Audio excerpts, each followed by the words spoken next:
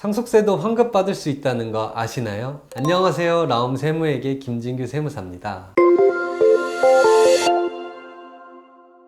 상속세는 신고 이후에 대부분 세무조사가 진행되고 이 과정에서 세금이 늘어나는 경우가 일반적입니다. 세무조사 과정에서 가족끼리 돈을 주고받은 사실이 드러나 증여세가 나오거나 돈을 벌었는데 소득신고를 하지 않았다는 사실이 드러나 소득세까지 나오는 경우도 많습니다. 그런데 오늘 소개할 사례는 바로 그 까다로운 상속세 세무조사 끝에 3,272만 원을 환급받은 사례입니다. 보통 세무조사라고 하면 고객분들은 덜컥 겁부터 내시는데요. 이 사건은 반대로 고객님께 돈을 돌려드린 특별한 케이스였죠. 어떻게 가능했을까요? 지금부터 차근차근 말씀드리겠습니다. 돌아가신 분의 상속재산은 약 13억 원이었습니다. 각종 상속공제를 적용해 최종적으로 약 3,147만 원의 상속세를 납부했습니다. 그런데 신고할 때 한 가지 쟁점이 있었습니다. 바로 돌아가신 분의 빚을 상속재산에서 공제할 수 있느냐 하는 문제였습니다. 상속재산에서 빚을 빼려면 사망일 당시에 돌아가신 분이 부담해야 할 확정될 채무로 상속인이 이어서 빚을 부담해야 한다는 사실이 입증돼야 합니다. 예를 들어 은행에서 빌린 돈이 있는 상태로 사망해 상속인들이 이를 갚아야 한다면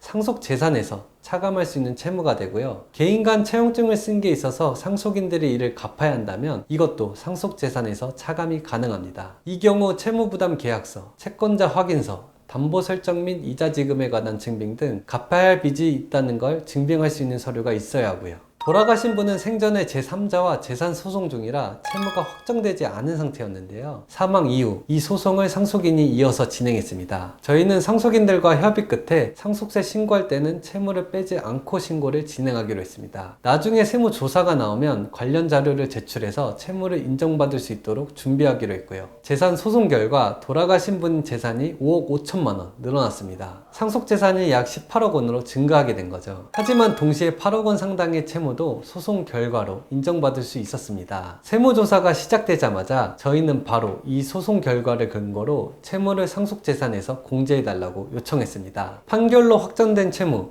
즉 상속인들이 실제 부담해야 한다는 채무로 확정됐기 때문입니다. 최종적으로 세무서는 저희 주장을 받아들였습니다. 그 결과 이미 납부했던 상속세 3,147만 원 전액을 돌려받을 수 있었고요. 거기에 환급 가산금 124만 원까지 더해 총 3,270만 원을 환급받았습니다. 세무조사에서 세금이 늘어난 게 아니라 오히려 줄어든 거죠. 여기서 꼭 기억하셔야 할 게 있습니다. 상속세는 신고로 끝나는 세금이 아니라는 겁니다. 신고 후 세무조사를 통해 최종 세금이 확정되고 이 과정에서 세금이 늘어날 수도 반대로 줄어들 수도 있습니다. 신고 당시에는 불확실한 채무였지만 추후 빚을 부담해야 한다는 게 확실해졌다면 나중에 세무조사나 경정청구를 통해 세금을 환급받을 수도 있습니다. 신고 당시에 반영하지 못한 채무가 있다면 5년 내에 상속세 경정청구를 신청하세요. 세금을 환급받을 수 있는 기회는 5년뿐입니다. 상속세 신고가 필요하시거나 상속세 상담이 필요한 경우에도 라움 세무에게 재산 컨설팅 센터로 문의주세요. 김진규 세무사입니다. 고맙습니다.